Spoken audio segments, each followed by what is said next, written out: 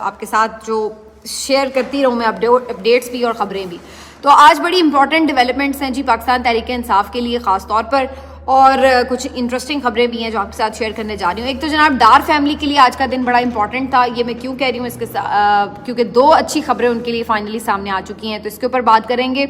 پھر جناب کچھ کاغذ مسترد ہوئے ہیں, کچھ منظور بھی ہو گئے ہیں, وہ بڑی انٹرسٹنگ سٹوری آپ کے ساتھ شیئر کریں گے.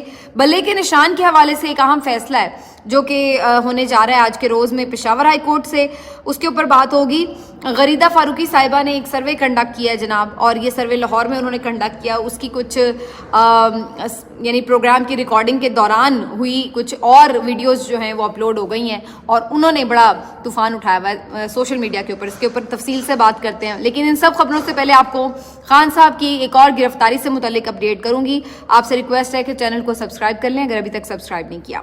تو سب سے پہلے ذرا عمران خان صاحب کے معاملے سے بات شروع کر لیتے ہیں. عمران خان صاحب کی ایک اور کیس میں گرفتاری ڈال دی گئی ہے, اور اس دفعہ یہ گرفتاری ڈالی گئی ہے 9 مئی کے کیس میں. جی ایچ کیو پر جو حملہ ہوا ہے اس کے اندر بھی ان کو نامزد کر دیا گیا تھا پہلے ہی سے. اور اب آپ نے دیکھا ہوگا پچھلے کچھ دنوں سے پہلے بھی میں نے آپ کو خبر دی تھی کہ کچھ انویسٹیگیشن کروائی جا رہی ہے, اور اس کے بعد اب یہ طے کیا گیا جی اس میں بھی ان کو گرفتار کرنا ہے.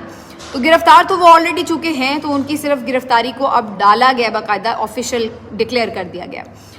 مقصد اس کا یہ بظاہر نظر آ رہا ہے کہ جو عمران خان صاحب کا ایک کیس اگر کہیں ضمانت ہونے لگتی ہے یا ختم ہونے والا ہوتا ہے تو پھر کسی دوسرے کیس میں ان کو اریسٹ کر لیا جاتا ہے, کیونکہ مقصود اس وقت یہی ہے. ابھی طے تو ظاہر ہے رہائی کا فیصلہ عدالتوں نے تو کرنا نہیں ہے, تو جہاں پہ یہ فیصلہ ہونا ہے وہاں پہ آلریڈی ابھی چونکہ یہ طے ہے کہ ابھی فی الحال تو خان صاحب نہیں باہر آئیں گے, نہ الیکشن کانٹیسٹ کریں گے اور نہ ہی الیکشن کیمپین چلا سکیں گے, تو فی الحال تو وہ جیل میں رہیں گے. تو اسی لیے اب سائفر کیس میں جب ان کی ضمانت ہوئی, سائفر کیس بڑا امپورٹنٹ کیس تھا, اس میں ان کی ضمانت کو ہوئے بھی اب تو کافی دن ہو چکے ہیں, اور یہ وہی کیس ہے جس میں شاہ محمود قریشی صاحب کو بھی رہا کر دیا گیا تھا, اور پھر ان کی بالکل رہائی کے عین وقت پر انہیں ایک اور کیس میں گرفتار کر لیا گیا تھا. تو اسی طرح سے عمران خان صاحب کی سائفر کیس میں آلریڈی ضمانت ہو چکی تھی, ان کی روکار بھی جاری ہو چکی تھی. اگر کوئی اور کیس میں گرفتاری نہ ہوتی تو وہ رہا ہو چکے ہوتے اب تک, لیکن اس سے پہلے کہ جب یہ امکان ہوتا ہے کہ اب کسی بھی کیس میں ضمانت ماسٹ ہے, اب اس کو مزید پرولونگ نہیں کیا جا سکتا, تو پھر اگلے کسی کیس میں گرفتاری ڈال دی جاتی ہے, تو ٹیکنیکلی اس کو اس طرح سے سیٹل کیا جاتا ہے. تو یہی اب کیا گیا ہے. عمران خان صاحب جب سائفر کیس میں ان کی ضمانت ہوئی تو وہ آلریڈی توشہ خانہ نیب کیس میں اور القادر ٹرسٹ کیس میں گرفتار ڈکلیئرڈ تھے.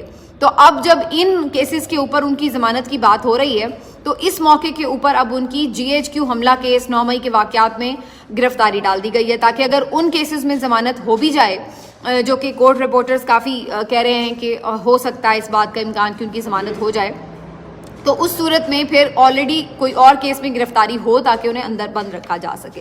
تو یہ صرف اسی کا شاخسانہ ہے. 9 مئی کیس میں بھی عمران خان صاحب کی گرفتاری ڈال دی گئی ہے. ابھی تک جتنے کیسز ہیں اس میں انہیں یہ اندازہ ہو رہا ہے کہ یہاں پر عمران خان کو بند کرنا, سزا سنانا کافی مشکل ہو جائے گا. تو کوشش یہ ہے کہ اب 9 مئی کا کیس جو ہے اس میں ان کو ایسے کوئی رگڑا لگایا جائے جس میں زیادہ کوئی سخت سزا سنائی جا سکے. تو اب دیکھتے ہیں جی اس میں کیا نکلتا ہے. تو یہ تو خان صاحب کے حوالے سے عام خبر ہو گئی. اب اس میں ایک ویسے اپڈیٹ میں کر دوں کہ ڈیالہ جیل میں توشہ خانہ اور یہ جو القادر ٹرسٹ کیس تھا اس میں سماعت ہونی تھی. انتظار پنجوتا صاحب اور نعیم حیدر پنجوتا صاحب یہاں پر انہیں ریپرزینٹ کر رہے ہیں, لیکن آج خبر یہ آ رہی ہے کہ ان دونوں وکلا حضرات کو اندر نہیں جانے دیا جا رہا تھا, اور وہ کافی ٹف ٹائم بھی دے رہے تھے دوسرے مخالف وکیل کو. اب یہ تو ظاہر ہے اگر ہم خود کورٹ رپورٹر ہوں, جانے کی اجازت ہو تو ہم جا کے دیکھ سکتے ہیں کہ کیا ہو رہا ہے, لیکن خبر یہ آ رہی ہے کہ فرد جرم عائد کرنے کی اطلاعات ہیں, جبکہ ان کے وکلا کہتے ہیں کہ جب ہم موجود نہیں ہیں تو ہمارے بغیر ہی کیسے آپ فرد جرم عائد کر رہے ہیں. تو بہرحال یہ ہر کیس میں یہی ہو رہا ہے, چونکہ چھپ چھپا کے کام ہی اس طرح کے ہو رہے ہیں, تو اس لیے یہ سارے سسپیشیس سے مرحلے ہیں. بہرحال جی ڈار فیملی کے لیے آج بڑی اچھی خبریں ہیں, اور ڈار فیملی کے لیے اچھا دن اس لیے کہ ایک تو جو عمر ڈار صاحب ہیں, عثمان ڈار صاحب کے بڑے بھائی, وہ بازیاب ہو گئے فائنلی.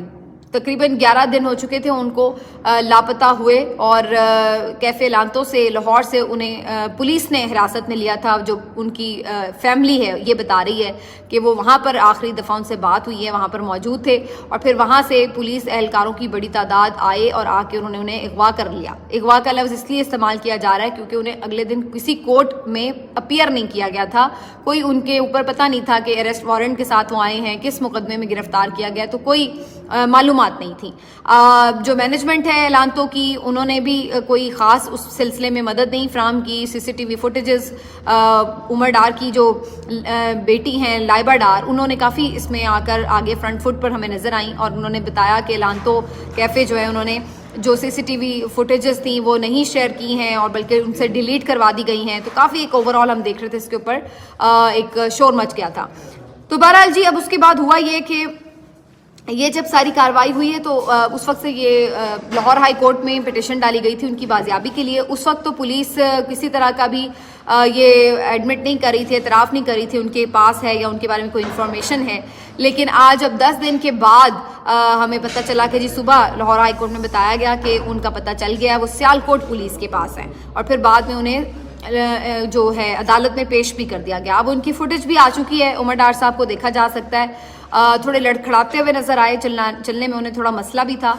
बहुत से लोग ये कह रहे हैं कि इसकी वजह ये थी कि उन पे तशद्दुद हुआ जिसकी वजह से वो उस तरह से ठीक से चल नहीं पा रहे। लेकिन इस बारे में तो खैर मैं हतमी तौर पर कुछ नहीं कह सकती, लेकिन जाहिर है कुछ इस बात का भी खदशा है कि इतने दिन इसीलिए शायद उन्हें पेश नहीं किया गया था कि उनकी हालत ठीक नहीं थी, पेश करने वाली नहीं थी। तो ये तो अब जज साहब के ऊपर, अदालत के ऊपर बात आती है कि वो इतनी जुर्रत कर सकते हैं कि उनसे पूछें कि भाई 10 दिन बंदा आप थे कहाँ। वो खुद ही बता देंगे आपको कि वो किधर थे और किस हाल में थे, और फिर पूछें उनसे, करवाएं उनका मेडिकल।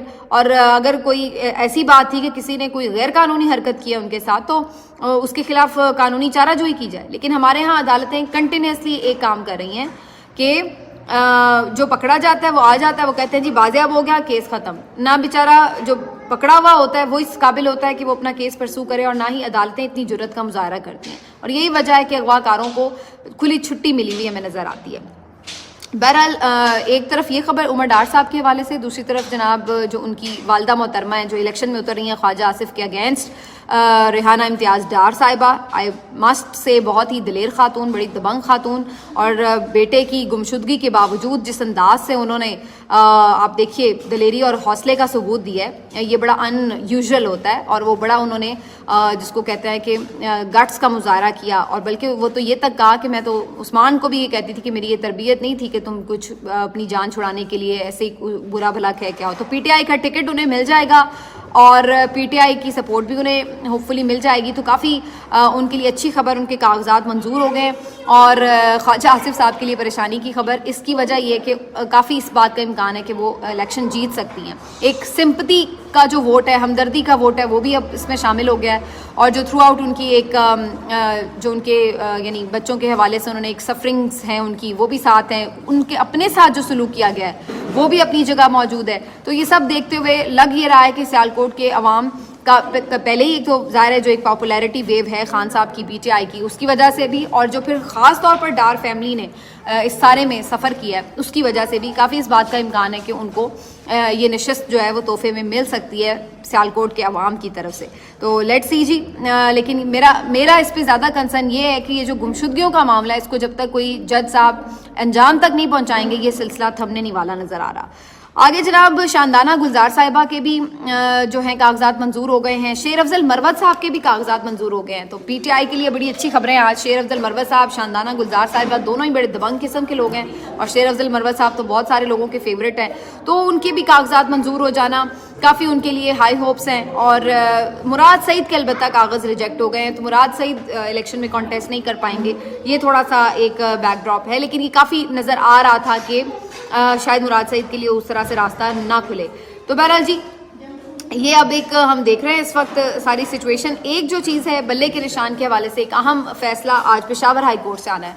यहाँ पर आपको याद होगा कि पहले एक रुकनी बेंच ने फैसला मुअत्तल किया था इलेक्शन कमीशन का, बल्ले का निशान वापस मिल गया था। अब दूसरे एक और बेंच ने उनका वो फैसला मुअत्तल किया और बल्ले का निशान वापस ले लिया। तो अब ये डिविजनल बेंच है, 2 रुकनी बेंच है, और इसने फैसला करना है। आज इसमें थोड़ी बदमज़गी भी हुई क्योंकि जो वकला थे PTI के वो ज़रा देर से पहुँचे, और इसके ऊपर अदालत की तरफ से गुस्सा भी किया गया, और मेरा ख्याल है कि जायज़ गुस्सा था, बहुत इंपॉर्टेंट मामला था, पहुँचना चाहिए था टाइम पर। लेकिन ये बताया गया कि धुंध की वजह से 9 बजे का केस का टाइम था, उस वक्त पहुंचना मुश्किल हो गया था।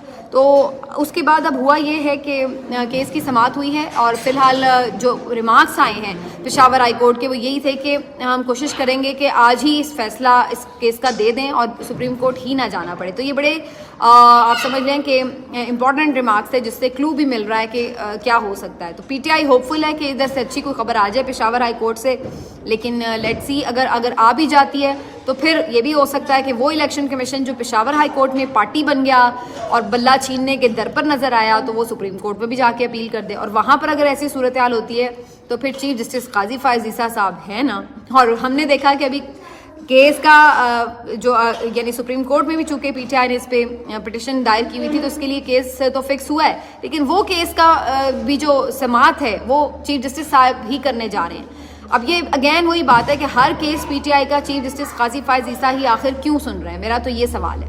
کیونکہ ہم دیکھ رہے ہیں تھرو آؤٹ کہ پی ٹی آئی کے وکلا کے ساتھ ان کا کیا رویہ, کس طرح کا وہ ریلیف دیتے ہیں نہیں دیتے ہیں, اب وہ ساری کہانی سب کے سامنے ہے. لیکن ہر کیس وہی کیوں سن رہے ہیں, بالکل اسی طرح جس طرح اسلام آباد ہائی کورٹ میں چیف جسٹس عامر فاروق صاحب ہر کیس پی ٹی آئی کا خود سننے بیٹھ جاتے ہیں. ان پہ تو عدم اعتماد بھی کر دیا گیا, منہ پہ کئی دفعہ کہا گیا, لیکن وہ سنتے بھی خود ہیں اور فیصلے بھی سارے پی ٹی آئی کے خلاف کرتے ہیں. اور بات حق یا خلاف آنے کی نہیں ہے فیصلہ, بات یہ ہے کہ پھر بعد میں وہ فیصلے ٹک نہیں پاتے اور سپریم کورٹ ان کو ریورس کرتی ہے. دیٹ شوز کہ وہ فیصلے غلط ہوتے ہیں.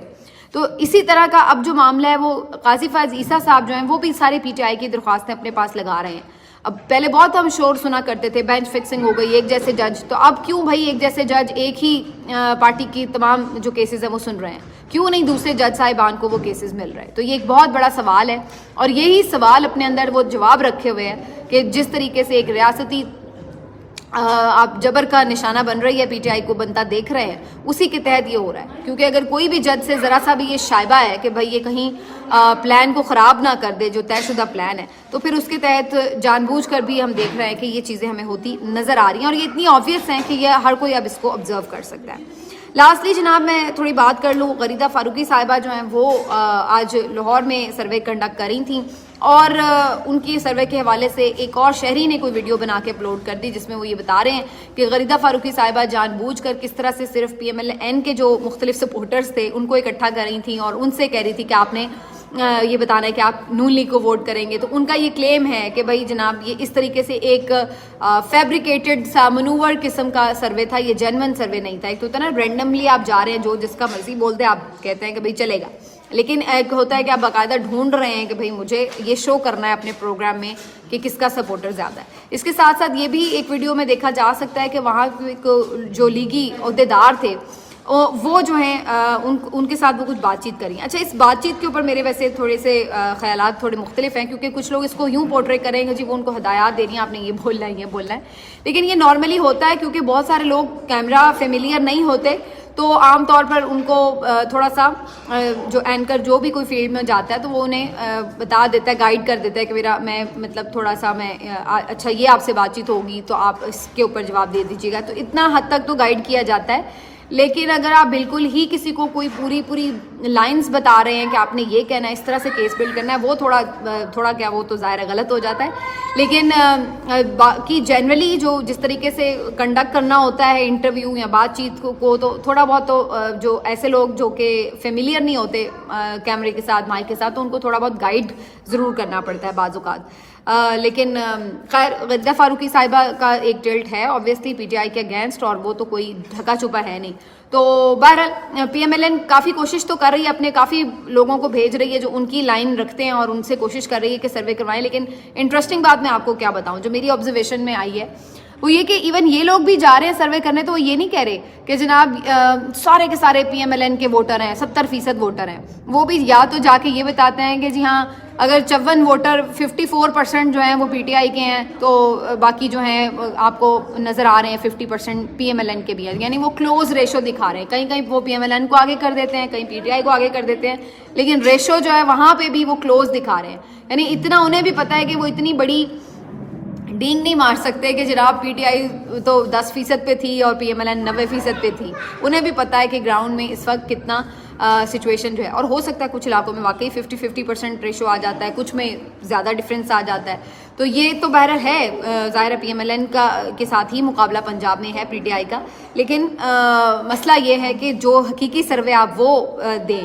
سروے کے حوالے سے ایک اہم خبر آج لاہور ہائی کورٹ سے آ چکی ہے, جہاں پر سرویز کنڈکٹ کرنے اور ٹی وی پر چلانے کے حوالے سے جو پہلے ایک نوٹیفیکیشن جاری ہوا تھا کہ جناب سرویز نہیں دکھائے جا سکتے, اب اس نوٹیفیکیشن کو لاہور ہائی کورٹ نے کالعدم قرار دے دیا ہے. لاہور ہائی کورٹ کا یہ کہنا ہے کہ یہ سرویز جو ہیں ان کو آپ بالکل چلانے دیں, یہ تو جمہوریت کے عین مطابق ہیں, اس کو کیوں روکا جا رہا ہے. تو اس کے بعد پھر بتایا یہ گیا نہیں جی سروے چلانے سے کبھی نہیں روکا گیا تھا, بس یہ تھا وہ تھا, تو بس اس طرح سے گھما پھرا کے بات کرنے کی کوشش کی گئی. لیکن حقیقت یہی ہے کہ چلیے کم از کم وہ پابندی اٹھ گئی. تو یہ ایک اچھا فیصلہ ہے جی, پتہ ہونا چاہیے کیا ہو رہا ہے. اگر سرویز نہیں ہوں گے, لوگوں کا ٹرینڈ سامنے نہیں آئے گا, تو جو جس کا دل کرے بعد میں جیسی مرضی آپ رزلٹس کی شیٹس پکڑا دیں سب کو کہ جی یہی رزلٹ تھا. تو ظاہر ہے یہ سرویز ہوتے ہیں, لوگوں کا موڈ پتہ چلتا ہے, اور پتہ چلتا ہے کس علاقے میں کس پارٹی کا جھکاؤ ہے, کس پارٹی میں کون سی طرف جو ہے لوگوں کا زیادہ رجحان نظر آ رہا ہے. تو یہ ایک حقائق پر مبنی سروے لوگوں کی اوپینین اور ان کے سیاسی شعور کو بھی اجاگر بھی کرتے ہیں اور اس کے عکاس بھی ہوتے ہیں. ملتے ہیں آپ سے اگلے ویلاگ میں, اپنا خیال رکھیے, اللہ حافظ.